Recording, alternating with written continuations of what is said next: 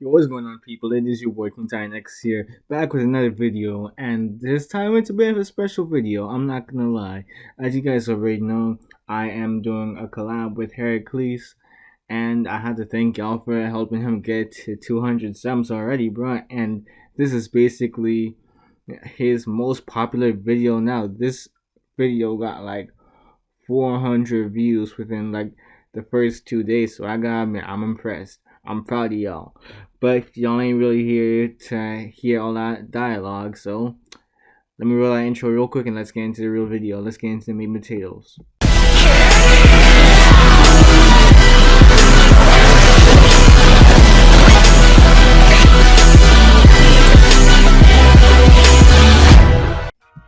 So when we last left off, it was with All Might arriving at the USJ. He managed to actually take down the Nomu as well. Afterwards, the students, they would have been a bit shaken. This was a wake-up call for them regarding the villains that they would have to face in the future. But there was also a bit more respect given towards the likes of Izuku. Everyone ended up finding out that he actually decided to square up against Hinomu, and he managed to even hold his own for a while in order to protect them. The praise that they gave him wouldn't go to his head though. Izuku decided to focus on what happened back there. This strange form of armor that encoded his skin back there. What was that? It gave him so much more strength that it was insane. He tried to garner that same feeling again throughout the next week, but he couldn't, for some reason, figure it out. At the very least, though, a new development to his magnetism ended up happening. This, of course, would have been him being able to create his constructs faster than ever.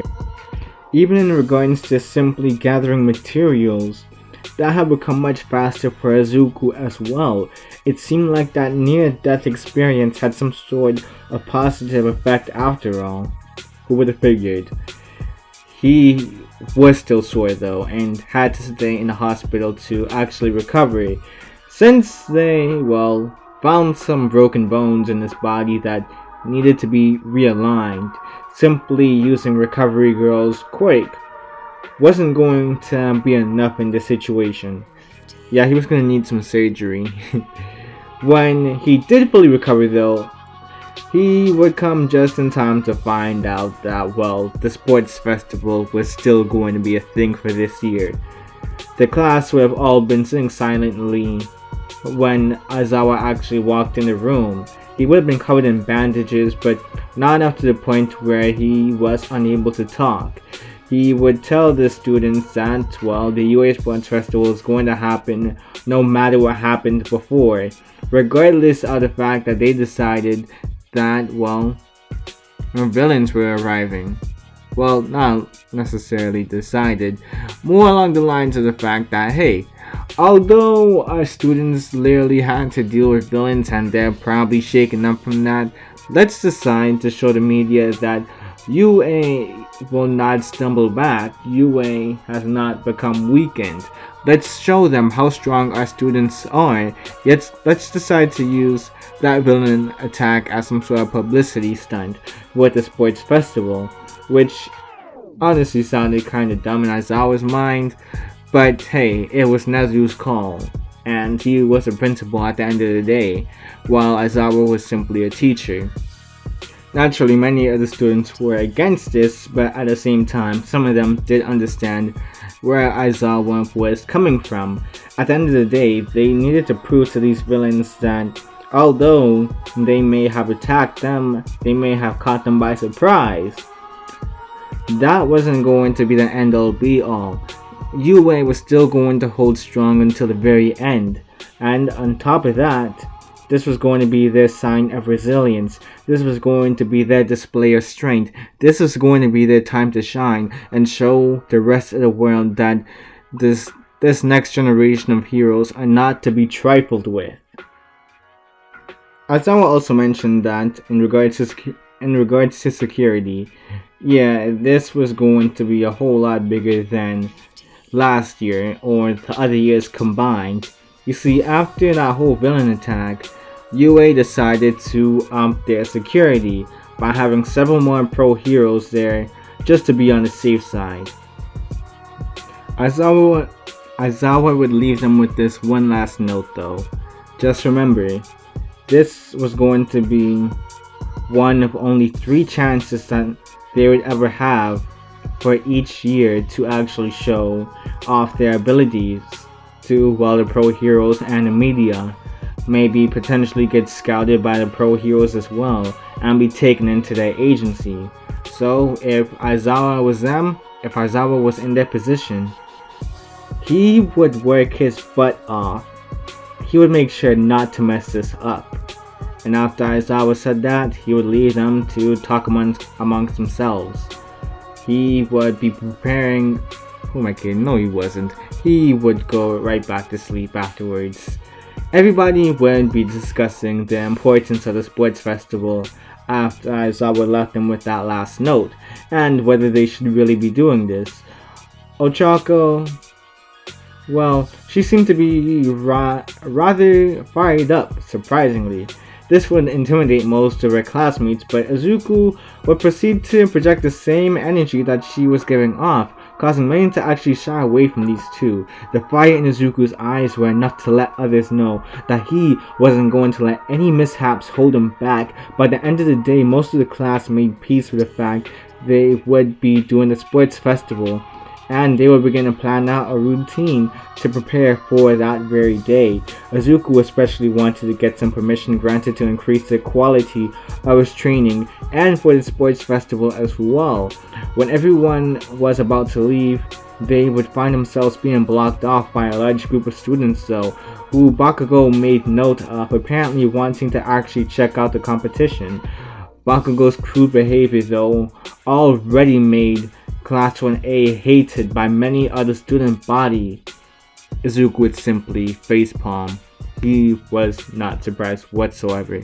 Of course, this was something that Bakugo would do. Bakugo would attempt to push past the students, but a purple-haired student would go up front to him, and he would say that his name was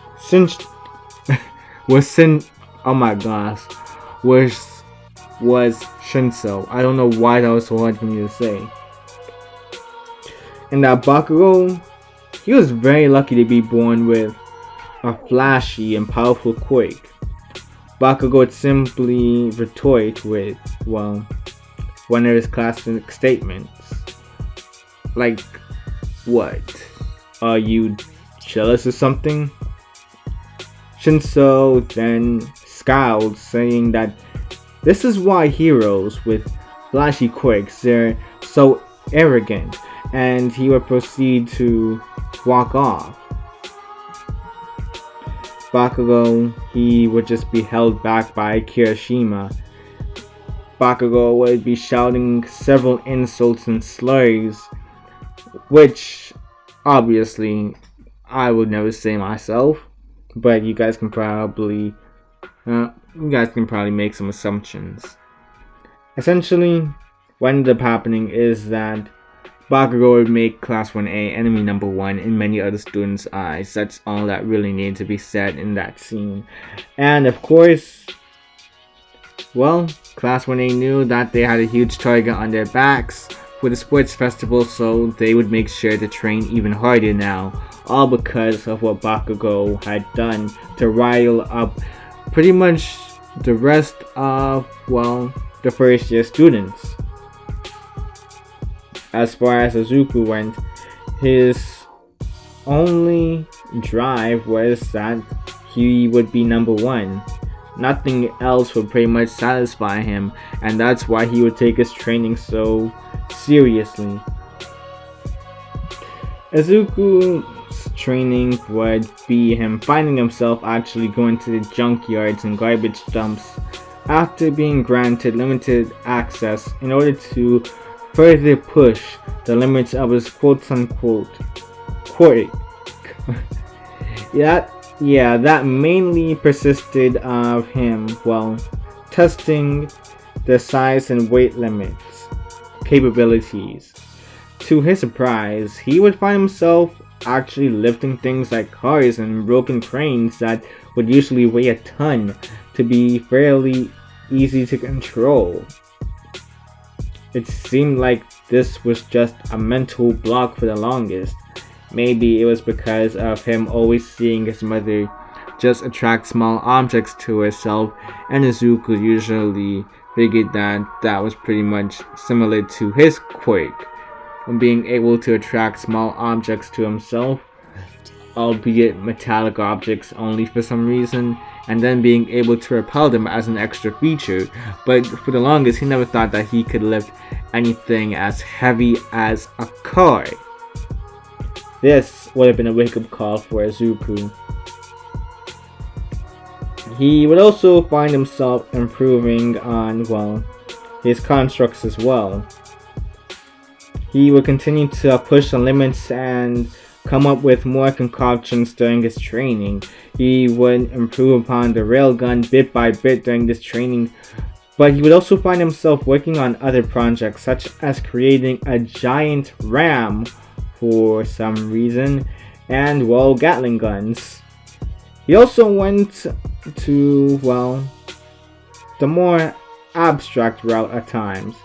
When I say abstract, I mean, simply put, he would focus on creating giant balls of metal or fists.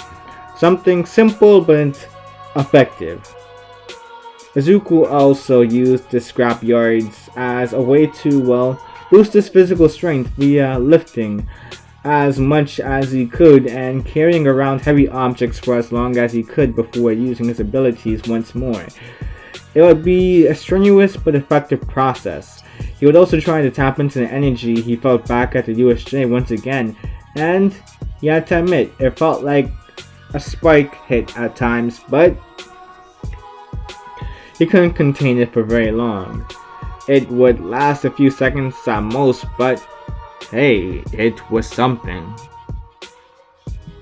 Another thing that Izuku would end up working on was, well, something that did not involve his quake or physical strenuous activity. You see, he would eventually find himself making a pair of goggles that had a sort of aiming feature. This was meant to increase his accuracy with the railgun, and it seemed to work pretty well.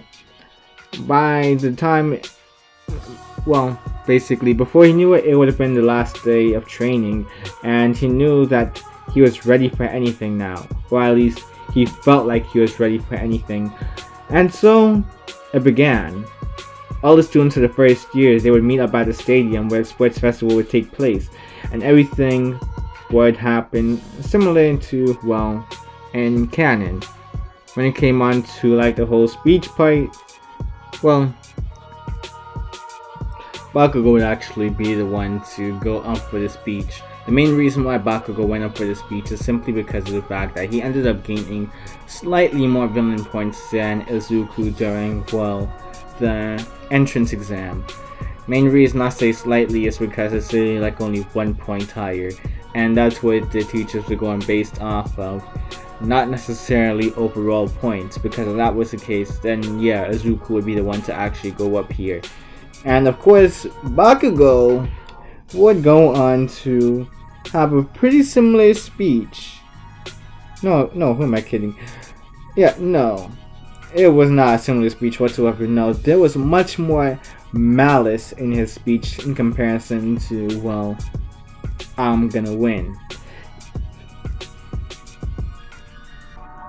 Yeah, this malice obviously would be directed towards Izuku.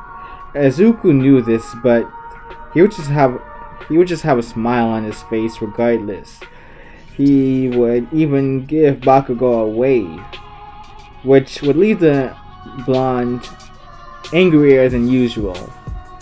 Midnight would interrupt though, saying that it was time for their first event, and so she began to spin the wheel.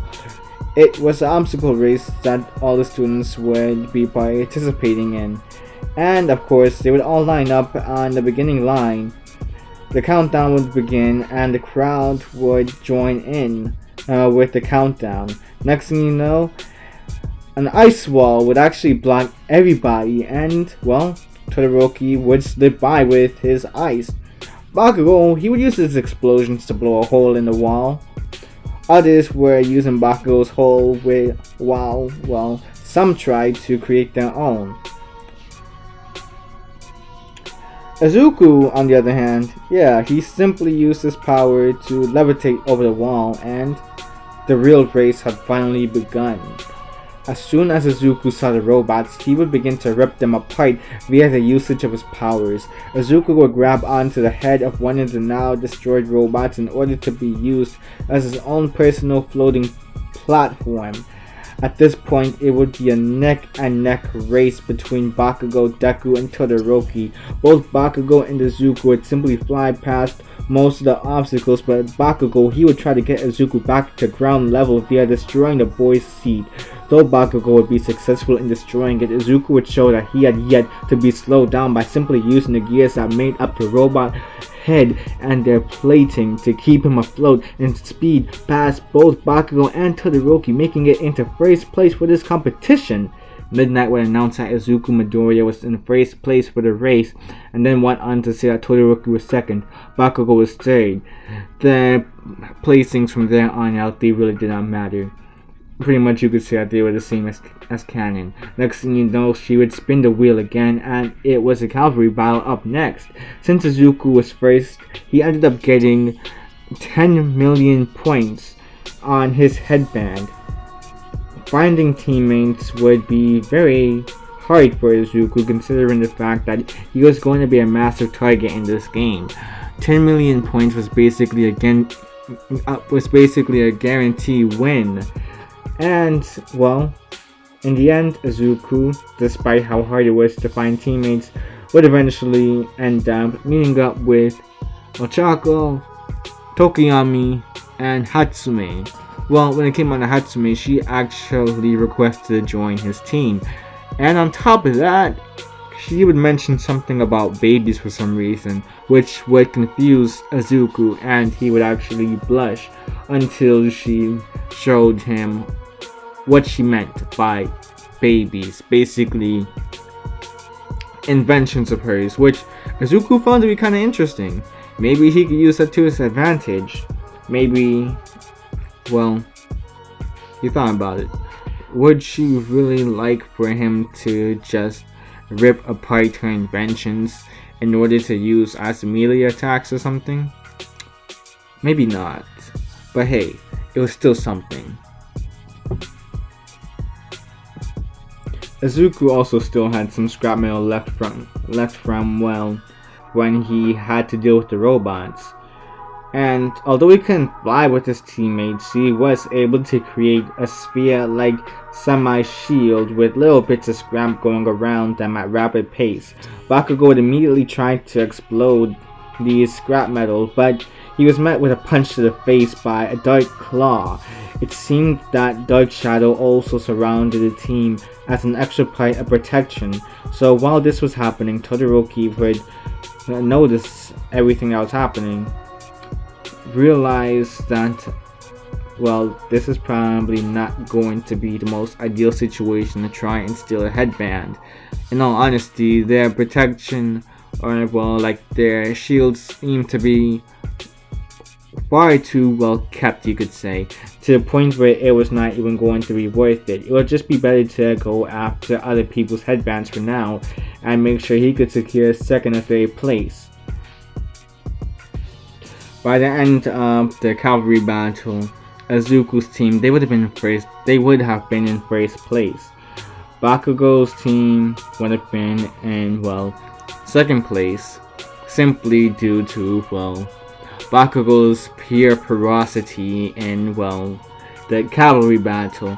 Todoroki would be in third place, and, well, Shinso's team, surprisingly enough, would be in fourth place, which the audience would be confused. They had never heard about this one before. They had never even really seen this one do much throughout the whole cavalry battle, but his team somehow managed to make it into fourth place. They had to admit, that was kinda impressive. And they also found out that he was a general education student on top of that, not even in the hero course, which left many to question what sort of quirk he had in order to make it this far, while only being in general education. Why was he not in the hero course if he could make it this far? Was it maybe because his quirk was a non-physical type? And from what they heard, you basically had to fight a bunch of robots for the entrance exam when it came on to trying to join the hero course, so maybe it made sense why he didn't make it into the hero course. Maybe this was his time to actually show them that he was capable of being a hero as well, or maybe something along those lines. Or maybe they were looking too deep into it, they weren't too sure. All they knew was that the truth would be revealed in the fights. Of course, Midnight would spin the wheel and it would be revealed that the last thing that they'll be doing is 1v1 battles. Izuku would find himself being the very first match though, and of course it would be against a boy by the name of Hitoshi Shinso. He recognized the boy from the hallway incident at school and questioned how he managed to get so far as well. Shinso would attempt to actually make some dialogue with Izuku, hoping to cast his quirk's effects onto him, but Ojiro would actually step in, covering Izuku's mouth. He would mention how he remembered talking to the boy one time, and suddenly everything was a blur until the end of the cavalry battle. He wasn't exactly sure what his quirk was, but it would be best to not make dialogue with Shinso for right now. Izuku would make notes of this, and he would prepare for his match. A special arrangement Izuku had managed to make prior to the sports festival was the ability for him to use outside sources of scrap metal throughout the competitions. Compromise was actually made though, which allowed him to use any scrap metal he could gather from the obstacle course for the 1v1 tournament, as long as it was before the match. He couldn't simply call upon any scrap metal from, around the foundation either. Teachers were aware that if they didn't give Izuku the former option, they would have to risk allowing him to compromise the foundation of the building by being able to, call upon metal pipes, steel beams, etc. for his matches. And they didn't want him bringing other outside sources either, because next thing you know, Izuku could probably bring in like a whole bulldozer if he could.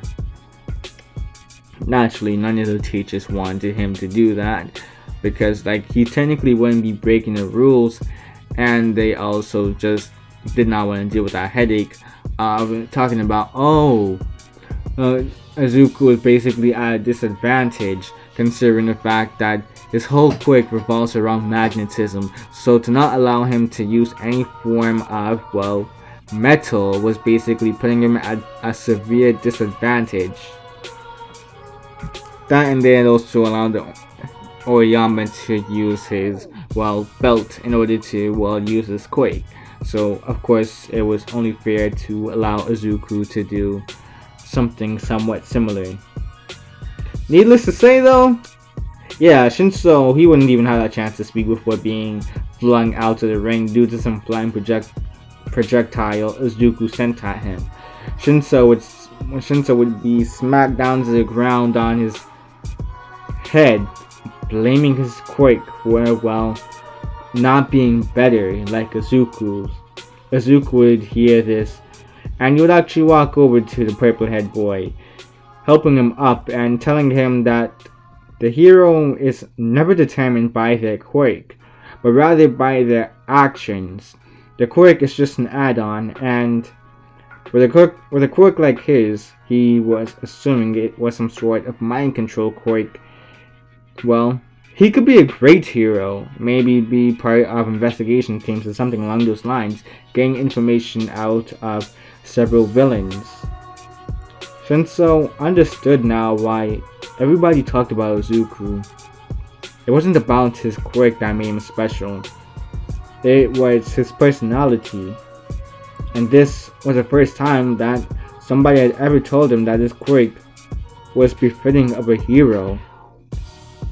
He thanked Izuku and actually gave him a handshake, wishing him good luck in his next match, and the rest of the matches, they would go by as a blur for the most part.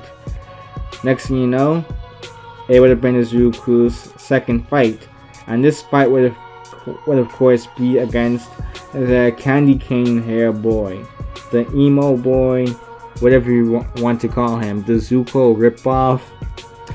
We all know him as Todoroki.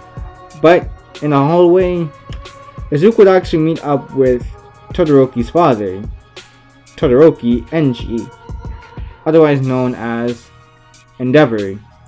He would actually request a favor from Izuku, that being to make Todoroki use his fire side. Izuku would just scowl at this. Enji would go on to even mention how Todoroki was specially bred in order to go up against the likes of All Might in the future, be able to surpass All Might. But he would never be able to surpass All Might if he refused to claim his full quirk. Izuku didn't like the way that he talked about his son. It sounded as if Todoroki was meant to be some sort of science experiment rather than a human being, and Izuku would actually call out Endeavor for that.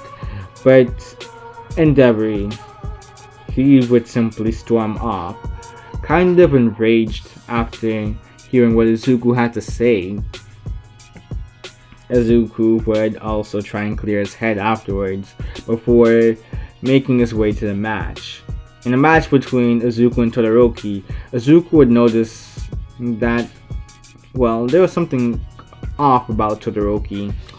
Yeah, you see, Todoroki was only using his ice side.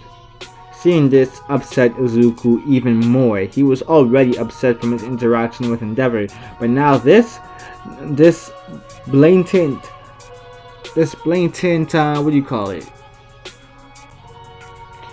Misuse of quirk? Basically, it seemed as if Todoroki was literally just using half of his quirk. No, not just that. He was literally only using half of his quirk. He was literally only giving it half his best effort. He was not giving his best effort whatsoever. And then, this was basically the biggest form of disrespect to everybody. The fact that he blatantly spat in the face of everyone who had tried their hardest to get as far as they did. That was utterly disrespectful in Izuku's eyes. Izuku, at that point, he made up his mind. He decided to beat into Todoroki a lesson of sorts. In the real world, he would be dead right now. He would make this point blatant by beating Todoroki with loose scrap metal throughout the whole fight. Todoroki would try to encapsulate Izuku in ice, but he managed to create a giant wrecking ball to shatter the ice coming towards him. Todoroki would be in a state of disbelief that Izuku wouldn't be finished here, as he would then turn the ball into a fist to slam into Todoroki. He would let Todoroki know the only way he was going to come out of this in a real life villain scenario was by using the full extent of his quirk. Any issues he may have had with his family would be irrelevant when it was a life or death situation. He would make sure that Todoroki understood that he should treat every day like it might be his last, because with that attitude, soon it very well might just be. Todoroki would see what Izuku was saying, but he would be adamant. He would be determined to not use his quirk to its fullest extent. He would go as far as to say that he would rather die than use his quirk, use his father's quirk. Izuku would snap. Hearing this, he would let Todoroki know that he could care less about his daddy issues. They were all here, giving it everything that they got, while he was here, literally going around as if this was just another day in the ballpark for him. This was like, oh, let me just not use my full quirk. Let me just completely disrespect everybody. Why should I, the son of the number 2 hero, use my full quirk. Why should I? Oh, daddy issues? Oh, daddy ended up beating you as a kid? Oh, dad used to train you too hard as a kid? Okay, I get it, you got some trauma. But at the end of the day, you need to become a hero. You want to become a hero at the end of the day. So if you want to become a hero, that trauma gotta go. Else, you might just mess around and get a whole bunch of people killed in the future. And that's basically what Izuku was saying at that point. The fact that he had the audacity to even think that he could use his quirk like that, just use the ice side and not the fire side, something that would help to balance out the weaknesses? Come on now. One last thing that Izuku would say was that at the end of the day, it is not his father's quirk, it is his. It's not Endeavor's. It's not like Endeavor can control the flames of your body.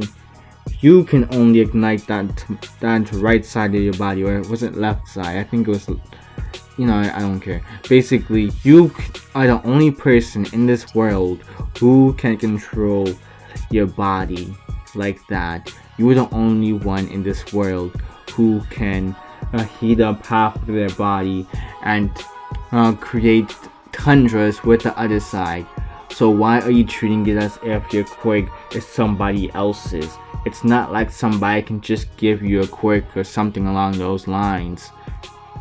Todoroki, hearing this, would understand where Izuku was coming from, and he would ignite in a brilliant flame, lighting up the whole arena. Izuku would smile widely, his teeth would even be shown, and he would begin to construct a massive arm on his left arm.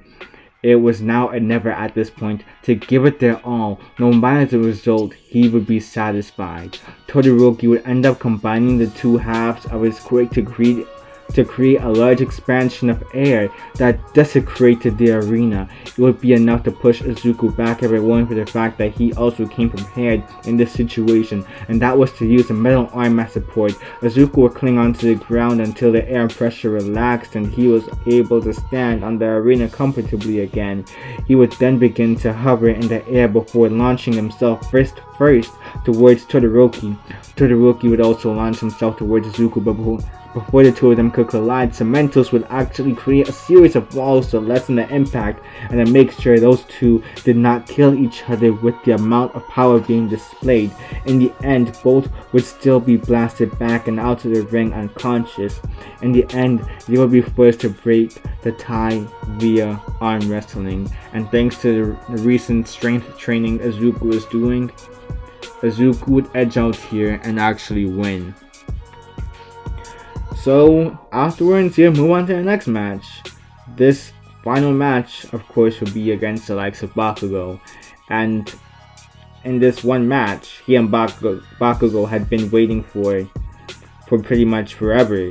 This would have been the decider. No matter what, the victor would have to be recognized as the strongest by the loser. And Izuku and Bakugo, they were fired up to make sure that they were the ones to come out on top. The battle would commence, and Bakugo would lunge towards Izuku with his explosions. Izuku would be given less time to react, or at least that's what Bakugo thought. You see, Izuku knew what Bakugo had in store for him. Of course, he would rush in head first, and so Izuku decided to stick a piece of metal pretty much underground, which would then shoot up and hit Bakugo on the chin. Luckily enough for Bakugo though, all it did was make him stumble back. It wasn't enough to completely knock him out, unfortunately for Izuku.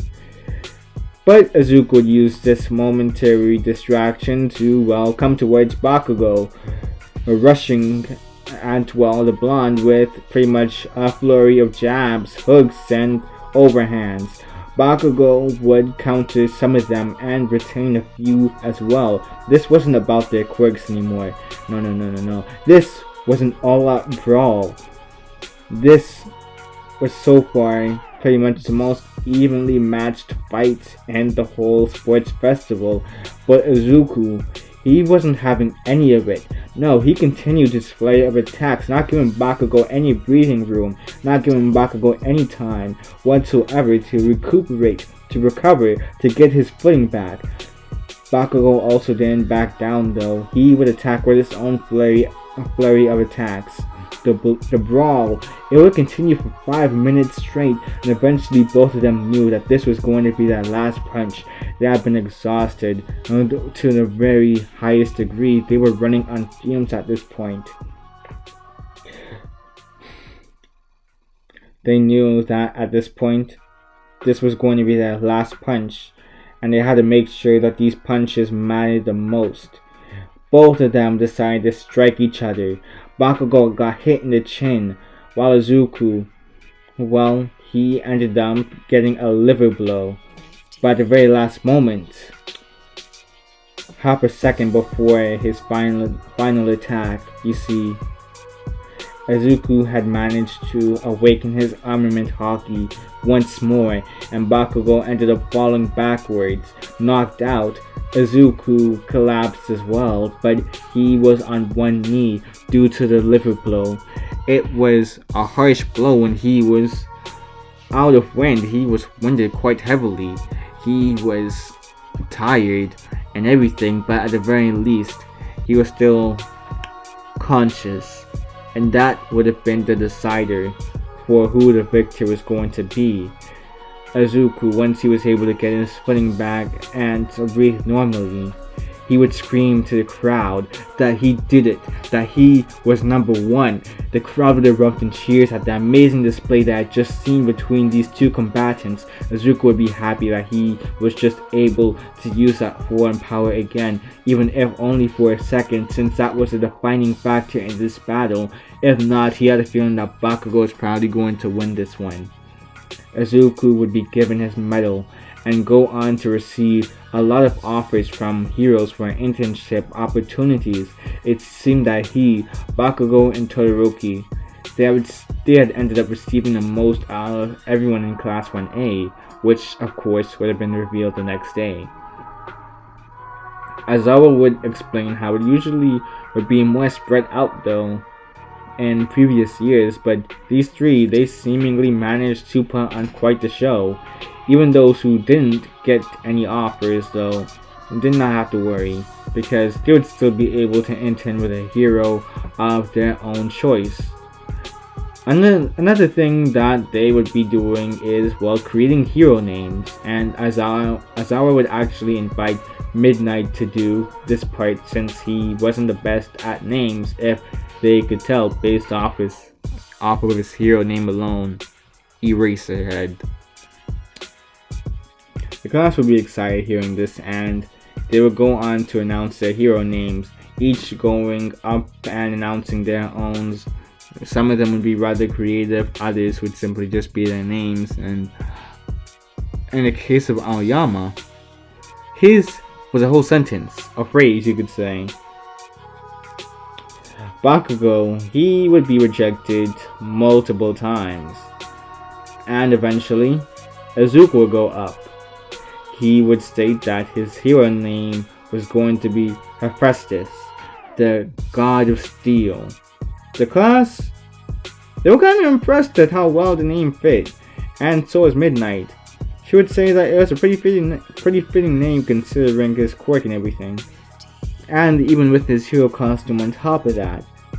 And so, she left, and Aizawa would also announce that they should probably look through their offers, see where they would want to go for their internship program.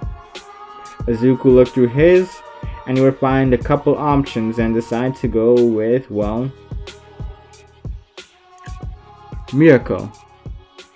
He would hand it in to Aizawa, and he simply told him to sit down and wait for the rest of the class. When Izuku told some of his classmates who he was going to be interning with, naturally a lot of them were surprised. You see, the thing about Miracle was, well, she didn't have her own agency or anything, but she was one of the top heroes of this generation regardless. She wasn't known for doing a lot of internships either, but he found it intriguing that she was even in his list of offers to begin with. Knowing her public image, it was probably because of his battles with Todoroki and Bakugo that made her want to work with him and teach him the ropes. Izuku will go on to, meet Mirako at her place where she admitted that, Izuku guessed correctly, the main reason she wanted Izuku to intern with her was because of his physical durability. Most people with mid to long ranged quirks solely focus on the development of their quirks and barely focus on physical conditioning. It seemed as if Izuku had actually managed to work on both though.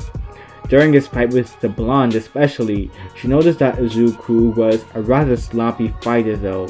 Sure, he managed to throw a couple of jabs and all that, but most of the time it seemed to be pretty unprofessional. As if he was literally only throwing punches just because. And she had to admit that she had been in her own fair share of street fights over the years, and had to also admit that, the way that Izuku fought, he would probably get himself killed if he continued like that. She was going to correct that throughout this week. And of course, they would go on to patrols as well, but their primary focus was making sure that he didn't become dead weight when there was no metal around for him to use. Izuku wouldn't have realized this at first, but having to fend off against a pro hero for pretty much several hours straight every day was probably the best condition for him to harness his haki and allow it to grow. 6 days in, and Izuku already felt 2 times stronger than he was before, and now he was able to use his haki for longer as well. It felt great, to be honest. But then came the news. Apparently Osu City was under attack, and without a second thought, him and Mirako, they would send off to go and help the heroes. Mirako noticed Izuku's strength and how he also had some sort of weird ability that almost made his punches a lot more fearsome, and so she gave him permission to use his quirk for now, especially since they were in the middle of an attack. Izuku understood, but also realized that Ida was interning at Hosu City, and it finally clicked why Ida chose Hosu of all places. He told Mirako he had to help his friend. He figured that something might have gone terribly wrong. He was really hoping that it wasn't the case, but he still needed to find out regardless. Mirako would reluctantly agree to let him go on his own so long as he kept himself relatively safe. He would then leave quickly, trying to find Ida as far as possible before it was too late. By the time he made it there, he would find Ida pinned to the ground with a blade inches away from his throat. Izuku would quickly disarm Stain by using his magnetism to grab a hold of the sword and any other forms of metal he had on his person at the time. They would be lifted into the air and be left on one of the rooftops, far out of Stain's reach. Izuku knew that Stain was a dangerous villain, but he had no idea what his quirk was. Ida would question why Izuku was here. He would mention that this was his fight, and that he should stay out of it. But Izuku would call Ida an idiot for coming here on his own. Dealing with your problems on your own, it would have to probably be one of the dumbest mistakes ever. It wasn't really just about him anymore. It wasn't just about Ida, it was about others as well. It was the fact that Ida could mess around and just get himself killed if Izuku did not arrive by the time he did. Dealing with your problems on your own isn't how you should go about things, is what Izuku would simply say. He honestly just wanted to make sure that Ida was okay, And here he was, literally inches away from being dead, from having to go to one of his friends' funerals. Could you imagine how that would feel? Especially with the fact that he has family as well, people who love and care for him. His own older brother, Tensei Ida, Ingenium. He understood that Stain wronged him. He understood that Ida wanted revenge for his brother and all, but at the end of the day, they shouldn't have to bury their younger brother. Tensei should not have to deal with losing one of his family members. He already lost his legs to Stain. He can't be a hero anymore. But now, he was also going to lose his brother. All for some silly vengeance. No, Izuku was not going to just back out of this fight. Stain heard all of this and he would be impressed. It seemed as if there were more real heroes in this world after all. Unfortunately, he was still going to have to kill a boy in white armor. Even if he didn't have his weapons anymore, thanks to the green head. Yeah, Stain still knew his fair share of hand-to-hand combat and knew how to snap a person's neck. He would rush in, only for Izuku to hit Stain with a metal fist to the face. His reaction speed had become heightened to an extreme degree over the past week with Mirko. It was to the point he could keep up with Stain. The hero killer would realize he was at a disadvantage too, and he would attempt to find a way around this. Unfortunately, Izuku wasn't going to give the murderer a chance to, well, think. Instead, he would bombard Stain with punches from his gauntlets that he launched off of his hands, and some throwing knives and knees to keep him down, neutralizing the threat without even needing to use his hockey. He would then make sure to use some of the metal he had to, well, bend and wrap around Stain as a makeshift capture rope. He helped Ida up onto, well, one of the walls, and he would also help the hero native as well. It seemed Stain's paralysis would only last for so long. How long? He wasn't exactly sure, but he was sure that there was a time limit to this. Izuku just had to wait it out, and eventually Ida was able to move once more. The hero native would also be able to move, and by this time Mirko would have found Izuku, and he would have shown her, well, Stain. She would then say to take care of his friends while she cleaned up this mess that he made. Izuku would apologize while helping Ida up, and they would walk towards an ambulance that Izuku called. Even though the paralysis was worn off, Ida took pretty heavy damage, and there was still danger in Hosu, so they kind of had, well, what you could call a pretty long night ahead of him. Izuku, no matter what, he knew that he needed to make sure that Ida was safe. By sending him to the hospital, Izuku would be relieved. He would be able to focus solely on fighting. He couldn't afford to be distracted with worrying about Ida's protection, Ida's safety. He understood that he needed to send him away, as well as Native actually, since he also took a lot of damage, and they would be off. Izuku was there with Mirko, and they would continue to fight off a couple more villains, and by the end of the night, several Nomu that had originally, well, wreaked havoc upon the city, they would be defeated and taken into police custody, if they weren't already killed, of course. The credit would end up actually going to Mirko here, since she was the closest hero at the time, and Izuku still didn't have a hero license yet. He might not get in trouble for his actions, since Mirko did technically give him consent to fight, but the police chief would mention how it'd be better to be safe than sorry, and he didn't want to ruin what seemed to be a bright future for Izuku in the world of heroes. After internships were done with, Izuku would return to UA, where he and others would talk about their internships. Some would comment on Bakugo's new hairdo, which would anger the blonde since it would not go back to normal regardless of what he did. Izuku would actually laugh at Bakugo's pain before the class would, well, get called to do an obstacle course of sorts. Basically, groups of 4 would compete against each other to see who could get to the damsel in distress, All Might, first. Izuku would actually show something different here, surprising everyone including All Might.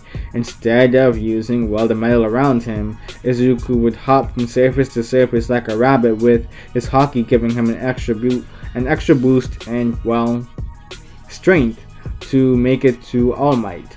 The hero would mention how he was actually impressed, and it seemed like that training under Miracle really paid off for his physical attributes. He was afraid the power kick from Midoriya would feel like with his strong legs now. Obviously, this would have been a joke, but yeah. Even All Might could tell that Izuku's cap gains were through the charts now. Everybody would perform quite well though. Although Izuku managed to make it into first place, the others, they wouldn't be that far behind. And of course, everybody's next concern would be the end of the year exams. You see, several students would be stressed here, knowing that academics weren't necessarily their strong suit. Momo would actually offer to tutor many of them though. Their other issue now would be with the practical part, in which Monoma would try to boast how his class already knew what to expect, but Kento would butt in informing Class 1A on how it likely just be like the entrance exam, calming many of them down. Izuku would be relieved to find out that it was just going to be robots. This would have been his peace of mind, considering, well, this was basically going to be a breeze then. And so the rest of the class went on to prepare for the robots. But on the day where they arrived at Training City A, they would be in for an unpleasant surprise, for they found out that instead of robots they were fighting, it would be the teachers, the pro heroes. Some of them shouted at how unfair this was, but Aizawa interrupted them by explaining that all of them had already been in serious situations with villains, so fighting robots would literally be no use, no form of substance to them. And the class would groan because, well, they knew that the teacher was technically right. At the very least, the teachers would be weighed down by bracelets that adjusted to be about a quarter of their weight. That, and they would be in teams of 2 against the teachers as well. Izuku would be paired up with Bakugo, and both would groan hearing this, but Deku's heart would sink, finding he'd have to fight All Might. At this point, many battles would go on. Some passed, some failed. Izuku's heart would be racing when it was his time to go up against All Might though. Sure, he was stronger now and even had this mysterious power that amplified his strength, but he wasn't sure if that could contest with, well, the likes of All Might. Deku and Bakugo would bicker about a plan before Bakugo would actually strike out on his own. Izuku would be focused on escaping here, and even use the metal bracelets All Might wore to his advantage by repelling the man multiple times. Unfortunately, he was way too fast to make it mean anything. All Might came rushing in and out of an alleyway at one point towards Bakugo. Bakugo would use a massive explosion here, and remember, when it came on to Bakugo, he had been training his explosions for the capability of melting metal, so they would be stronger here. When I say stronger, I mean being able to push All Might back enough into the wall for Izuku to get out of his line of sight type strong. He would call to Bakugo, but he wouldn't listen. and you were trying to attack All Might, but the last one was a lucky shot.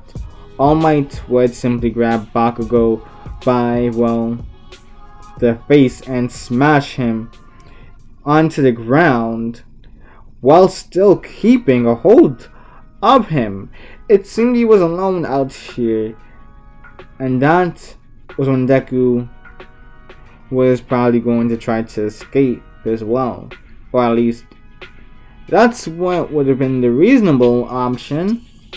But instead, a giant fist coated in his invisible armor would actually smack All Might, unbeknownst to Izuku, in his injured area. This would have given Izuku enough time to pick up Bakugo and run to the exit, so both of them would pass. Bakugo hated to admit it, but he was kinda glad that Izuku came back when he did. Else he would have probably gone unconscious and failed from the beatdown that All Might was giving him. With that out of the way, it would simply be them watching the rest of the matches go by. In the end, it would turn out that everyone would be going to the mountain lodge though, even the ones who failed. The catch though was that it wasn't some sort of resort like they once thought it was going to be.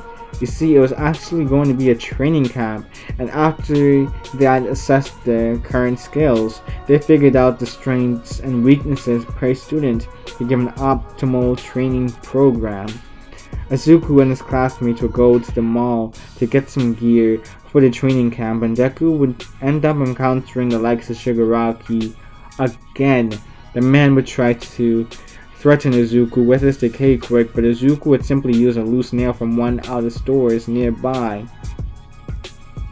to pierce Shigaraki's hand, forcing him to pull back. Izuku would then grab his arm and push it away before getting out of reach from him. He wanted to apprehend Shigaraki right here and now, but there were just way too many civilians that could be hurt in the process. Shigaraki also realized that this wasn't the most ideal situation, but he was at least able to get a couple questions answered by Izuku. Mainly, what made Stain stand out in comparison to him as a villain? The two would part ways, but this wouldn't be their last encounter. For now, Izuku would focus back on the trip and reporting Shigaraki to the police. The next thing to deal with would be the teacher shenanigans though. This would be revealed later when Aizawa decided to desert the students in the middle of the woods and drive off without them. What a great teacher. Yet students would find themselves having to face dirt monsters created by one of the Pussycat members, Pixie Bob. Izuku wasn't even in his hero costume this time around, so we couldn't use a medal from there. It wasn't like he had any metal on him to make any lasting damage either. I mean, yeah, he had some small medals and all that, but this wasn't really going to do anything to these dirt monsters. Sure, he could use his hockey, but he wasn't sure how long that would last for. In the end, he decided to use the bus as ammunition. He was only able to, take off parts of the bus, but it was enough to last him the 4 grueling long hours of having to go through the forest and defeating all these monsters. Izuku even had to help pick up Kaminari at one point since he overused his quirk too much. The rest of the class were utterly exhausted and starving. They didn't think they would make it out of the forest alive, but then came their biggest obstacle yet. A massive dirt monster. They thought since it was big, they would just blow its legs off, but before they even had a chance, its arm actually turned cannon-like and, it would begin to shoot out boulders at the class. Clearly, this wasn't a simple monster. Half of them ended up out of commission. The only semi-able ones were, the likes of Izuku, Bakugo, Momo, Todoroki, and Jiro. Clearly, they had to work together. Even Bakugo realized this and knew what he had to do. He looked over at Todoroki and told him to freeze the legs. He would block them. He would block them right off. Block them? I meant to say blow. Yeah, he would blow them right off. Jiro would get close and stick her ear back in it to, well, try and use her vibration to discombobulate it. Finally, Momo would create just enough metal for Izuku to use his railgun and smack it right into the monster. That plan worked, but in all honesty, they were beyond exhausted. Luckily, they made it in time. They would end up arriving at the mountaintop, smelling the sweet smell of a home-cooked meal, and half of them were revived just off of that alone. Next thing you know, they would pretty much be eating some good food after a very long day of torture, and the group of heroes actually had to admit that they were impressed that the students made it here so fast. They thought it would at least take them an extra hour or two. For their first day, they were given the treat of, well, already prepared meals, but this would pretty much be the only time that they would be doing this. For you see, afterwards the kids would have to make their own food for scenarios which required them having to survive on rations. Class 1A would also meet a kid by the name of Kota who was with the Wild Pussycats. They didn't know his origin, but when Izuku went to greet the kid, the boy decided to punch him in the jewels instead. Yeah, Mandalay would sigh, explaining that Kota wasn't the biggest fan of heroes. Izuku would recover though and learn not to get too close to the boy again. Another thing learned would be the very next day where Aizawa woke everyone up early, revealing to the group that throughout their time at UA, they had grown stronger bonds. Yeah, they had also learned to better use their quirks, but the overall strength was kinda lacking. He would demonstrate by having Bakugo launch a softball in the air, only for it to get a score of maybe a few meters stronger than the first day at UA. And this would of course shock everybody. This would apparently be what their training would revolve around for their time here.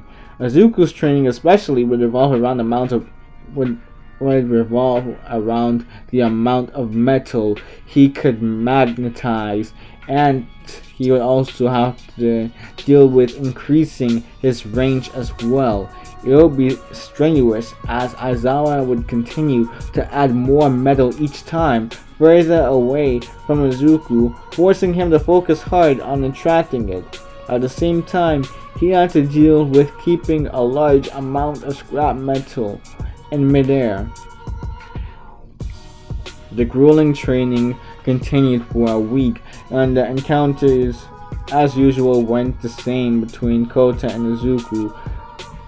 Well, with Izuku taking a couple steps away these times, like making sure that this kid didn't get too close in order to, hit him where it hurts again. Yeah, Izuku wasn't about to go through that pain again, bruh. He was smart. He was not an idiot. But on one fateful day, or night I should say, villains attacked. A brilliant blue flame lit up the whole forest. Class 1A weren't prepared as soon as Aizawa shouted to them that it was villains that were attacking. They had been prepared from their past encounters. Their past encounters had hardened them, but when it came on to Class 1B, they were still in a panic, for they had never been in a situation like this before, and it was all happening so fast. King Vlad snapped them out of it though. Like he would basically say, "Oh no, not who am I kidding?" Yeah, basically Vlad would end up saying that, "Hey, y'all get your act together. You guys have to understand that this is what you guys are going to have to deal with in the future if you guys are ever going to become heroes." And hearing this, yeah, Class 1B would generally get their act together. They will understand that this was a life or death situation, and they could not afford to be panicking right now. They had to fight back. For Izuku, though, this wasn't his main concern. He knew that one of them were missing, and it was his Kota. He knew already where this kid was probably going to be, and he shouted to Aizawa that he was going to get Kota before he could say anything though. Midoriya would fly off into the direction of the cliff. Izuku would arrive just in time to see Kota basically in a state of absolute fear. There was a cloaked figure in front of Kota, and it seemed like the boy had just seen a ghost. Izuku knew at that moment that this must have been a villain. He would immediately launch metal shards at the villain in question, ripping off their cloak and revealing, a man from news reports. This man he had recognized. This man was known for terrorizing a city before eventually being defeated by the water hose duo. The water hose duo. Kota's parents. Before, dying. You see, they ended up sacrificing themselves in order to stop Muscular. And this is a person that made Kota hate heroes so much. He knew this guy would be a tough battle, but he had to protect Kota no matter what. Izuku would step in front of Kota and face Muscular. The difference in height alone already made this man intimidating, but Izuku would not back down here. No, he would have all sorts of scrap metal on him from his week of training. He would initially be on the defensive though, blocking attacks from Muscular by creating shields from the metal. Unfortunately, these shields did not last very long before he had to rebuild them. Izuku would end up coaching some loose gears in hockey during Muscular's next attack though, shooting them at the man as a counter attack. Muscular wouldn't have seen this coming, and the gears would have been wedged into his traps. And the fact that they were coaching in hockey made it hurt even more. Muscular would mention how Shigaraki wanted Izuku alive, but at this point, he was just going to rip this kid to shreds. Muscular would pounce at Izuku, but he would form an arm of entirely metal to counter. It would send Muscular flying back, but Izuku wouldn't be finished here. Oh no. As soon as Muscular got back up, a wrecking ball would be sent his way. Muscular would not be given the chance to get a good grip on the ball either, to slow it down and dig his heels deep into the ground. Instead, Muscular would fall off the edge of the cliff. His fate was none of Izuku's concerns right now.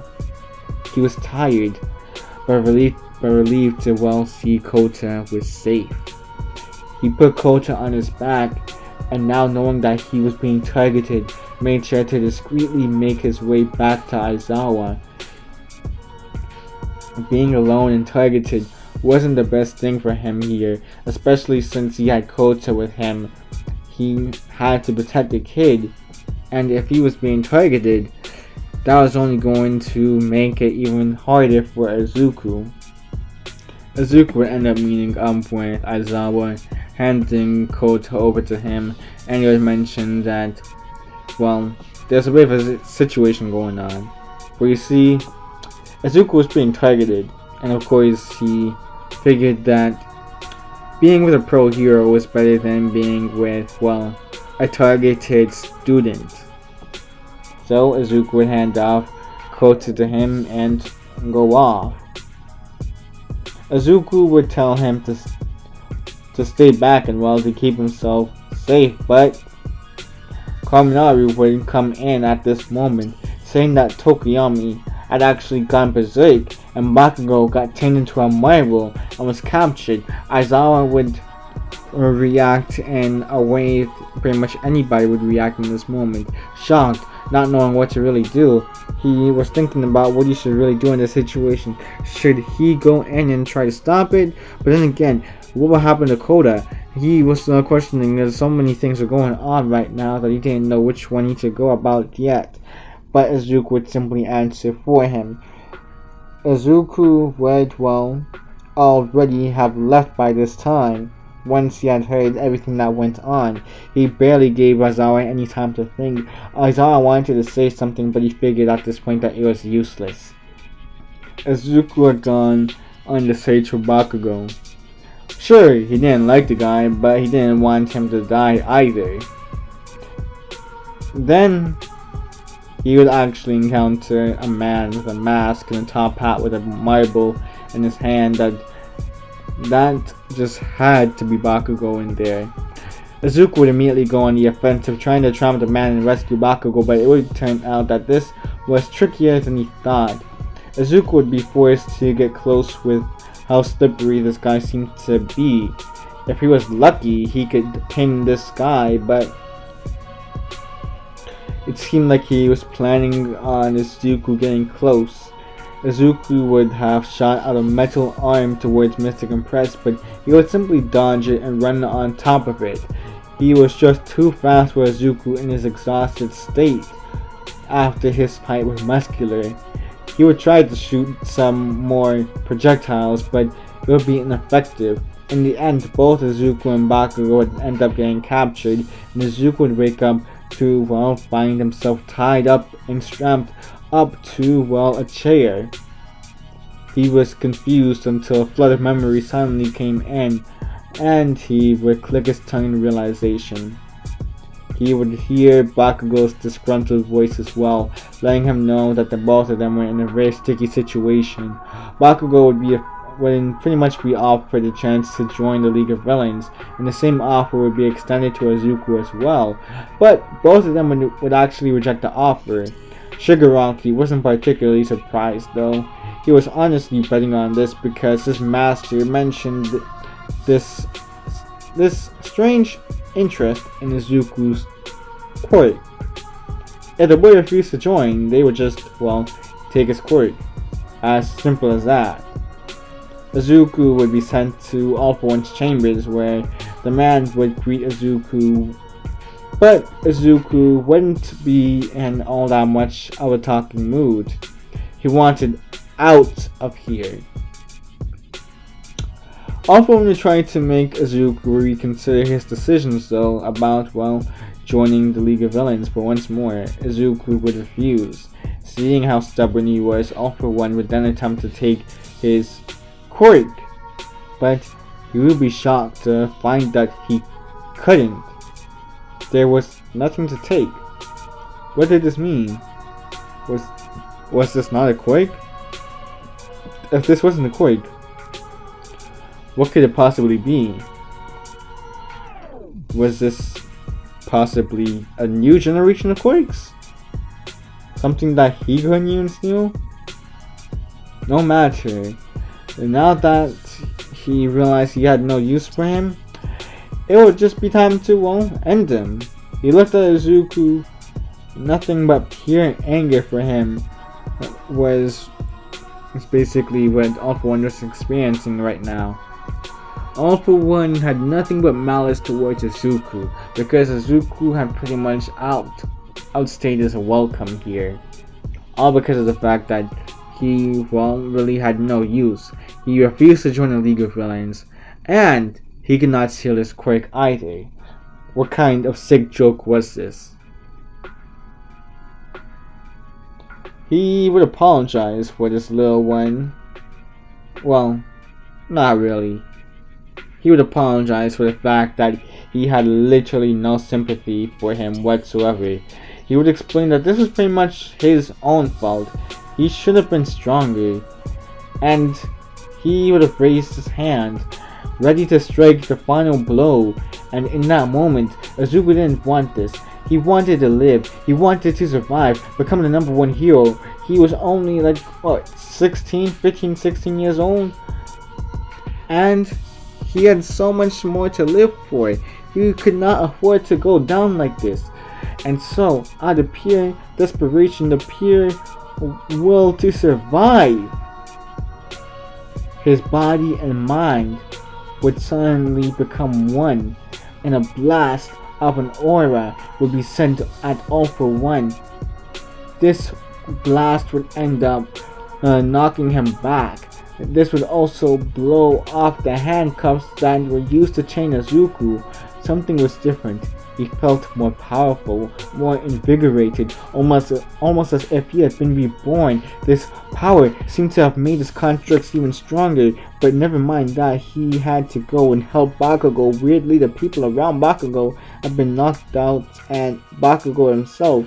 Nevertheless though, well, he decided to help Bakugo up, and, well, unchain him. He will carry the boy outside, only to see the heroes? Yeah, the heroes would be surprised to see the two just leave the premises like that as well. This must have been a trap of some sort, to give the heroes a false sense of security. They would only know by raiding the League of Villains hideout and apprehending each other members. All Might would be the very first to charge in, while the boys would be brought to safety. Unfortunately, even though many other villains managed to be apprehended, they did not plan for the fact All For One could have a teleportation ability on him. This would be what he used in order to get out of this sticky situation. Unfortunately, both Bakugo and Izuku would also end up getting teleported to the battlefield, away from the heroes. All Might would be outraged and immediately go to find All For One's location. The villain would remark that All Might had become slower than last time. Was he perhaps getting weaker? He would be the judge of that.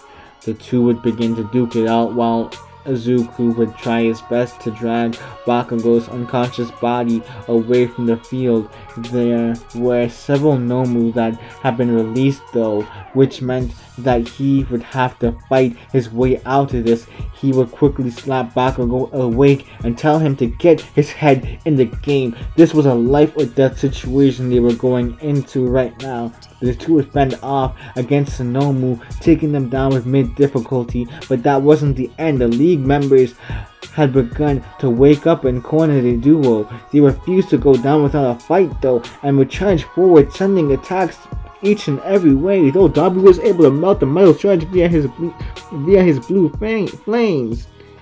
He was not expecting to be hit with an explosion to the face, partially blinding him. Bakugo would reveal one of his own new moves that he had been working on to use against Izuku one day, but survival took priority here. This move he will call a P-shot, which involved him creating a compressed explosion, which he used to pierce through Mr. Compress's arm. Magni would try to fight Izuku, thinking that, well, their abilities were similar enough to where it would be a battle of strength, but they would be sadly mistaken when a metal fist suddenly slammed into them from the back before Izuku sucker punched him with a hockey-coated fist. The villains were getting beat by Bakugo and Izuku, and they knew it. So they tried to last as long as possible. The villains, I mean. They were trying to last as long as possible against these two high schoolers. Just for enough time for, well, the Nomus to come out. They were apparently at the other battlefield. Only one was able to really come and help them at this point, and Izuku knew how tough the Nomu was. He would tell Bakugo to use another AP shot and strike its head. Bakugo did so, and with this attack, it would be slow to regenerate. But Izuku had other plans. He would construct his railgun, but this time it was different. It looked more cannon-like. Nevertheless, he shot at the Nomu, and surprisingly, a massive beam of energy shot out of it and completely erased the Nomu. He looked and the weapons and he looked at the weapons and he could get used to this. Yeah, this is something that he would realize. He kind of liked this. The fact that it could literally shoot plasma now. This was a new development and he liked it. The villains, on the other hand, they would be shocked beyond belief. This kid just managed to one-shot a Nomu with one singular attack. What should he do to them? Well, what would he do to them is what I should say. If this kid could genuinely just do that to one Nomu, what could he do to the rest of the villains at this point? It was pretty much seemingly that they were screwed. Luckily, All Might and All For One's battle would be moved closer to them, and shockwaves would be sent, luring both villains and Bakugo and Izuku back. This would create a good enough distance between them. But with this distance made, Izuku would use this opportunity in order to, construct a Gatling gun. This gun ended up piercing through many other villains. He wasn't particularly aiming for headshots or anything. No, he just needed to make sure they stayed down for the count. Some villains, such as Magni, suffered fatal wounds from the gun, while others, they were a bit more lucky, and to end it in matters since the wounds left the villains immobile now. The two could finally focus on getting out of here. The two would try to leave, but Izuku would hear All For One's monologue, something about revealing to the world his true state, how he wasn't as invincible as people once thought he was.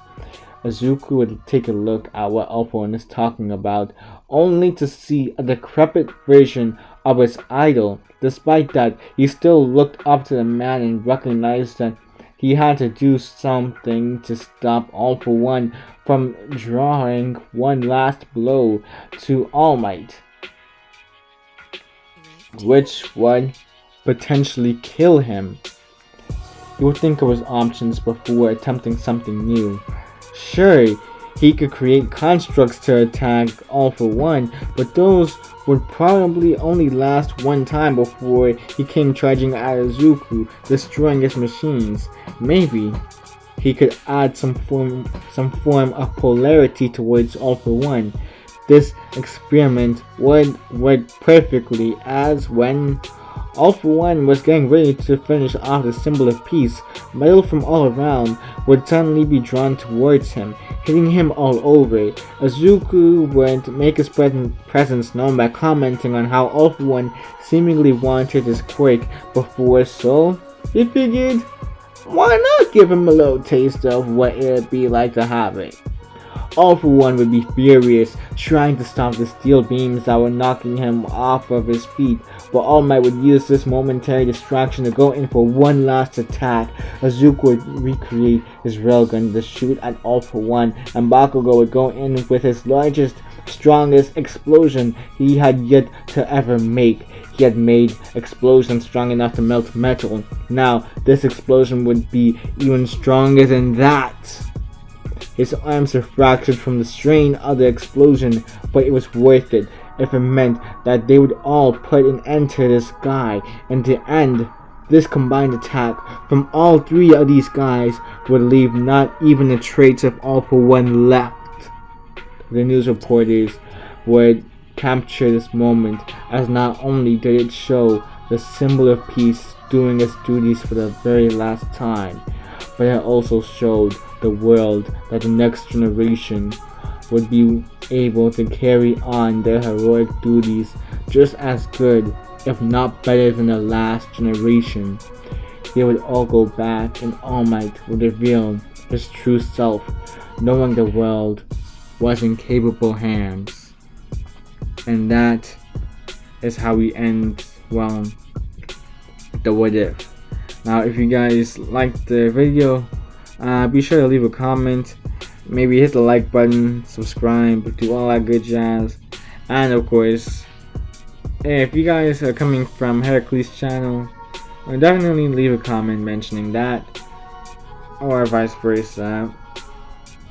For like if you're going to be watching his first part and then you come over to this now, or am I really even making sense anymore? Yeah, I think I'm talking too much.